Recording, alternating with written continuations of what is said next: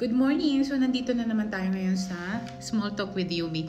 Welcome! Finally! Siya yung caregiver na na-hold sa Philippine Immigration. At least ngayon nandito na siya. Welcome! So, magpakilala ka. Hi, ako po si Robilita Hersin po. Ako po yung na-upload sa immigration last September 12, 2025 po. Bali, 12 sana kami mag-fly. Yes, kayo yung tinatawag kong Magic 12. Yes, pero po. Nalagas ka nung araw na yun. So anyway, ikwento mo kung paano ka ngayon nandito sa amin. Yun po, pagkatapos po ng upload ko, binigyan lang naman nila ako ng gagawin kong process. Which is nagawa mo naman. Yes po, na-comply. Pero na-hold ka na naman kahapon. Yes po. 3 hours. Yes po, kasi kailangan ko ulit i-process yung Explain. statement po, yung interview ulit sa IPROB, sa immigration, din sa DMW para itatakan nila ako ng clear. Pero naging na. okay ka, na-clear ka na. Yes. So finally, so ngayon, di ba ikaw na yung, ano yung sinabi mo sa akin kanina? Na nagsangla ka? Naglupa ako. Bakit? It's okay. Nandito kami para makinig. Kasi sa kagustuhan ko po talaga makalipad, makapagtrabaho kasi yun, kaya ginawa ko po ng paraan. Kasi ticket na lang, no? Yes po. Kasi kailangan ako na yung mag-provide ng ticket. Yes, kasi na-lost na ng agency yung first ticket mo. Yes po. So, kailangan mong maggawa ng paraan. Yes po. So, okay lang yan. So, ngayon, may anak?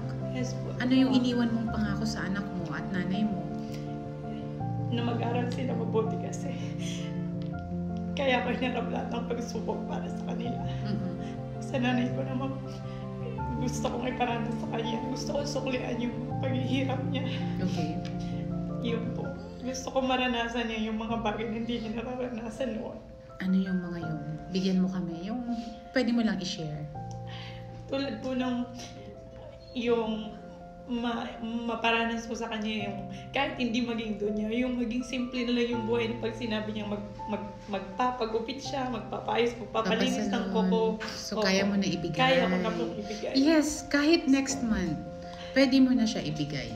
Yun. Kasi yung sahod nyo dito malaki siya.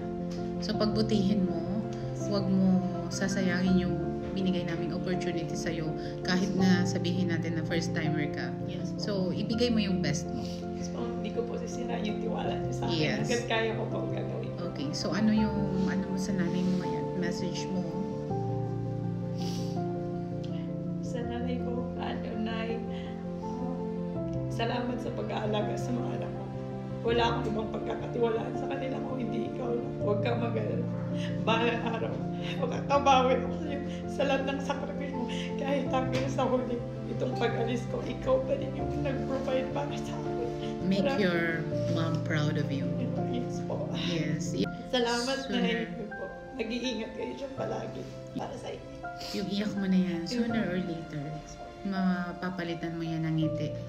Ngiti na nagtagumpay ka, ngiti na maibibigay mo yung mga pangangailangan ng nanay mo at ng mga anak mo. So, okay lang yan. Pagsubok lang yan. Lahat naman tayo dumadaan sa pagsubok. Yes. So, kailangan mo lang siyang lagpasan. So, thank you and welcome sa Juan. Thank you din po sa tiwala. Yes, thank you, thank you.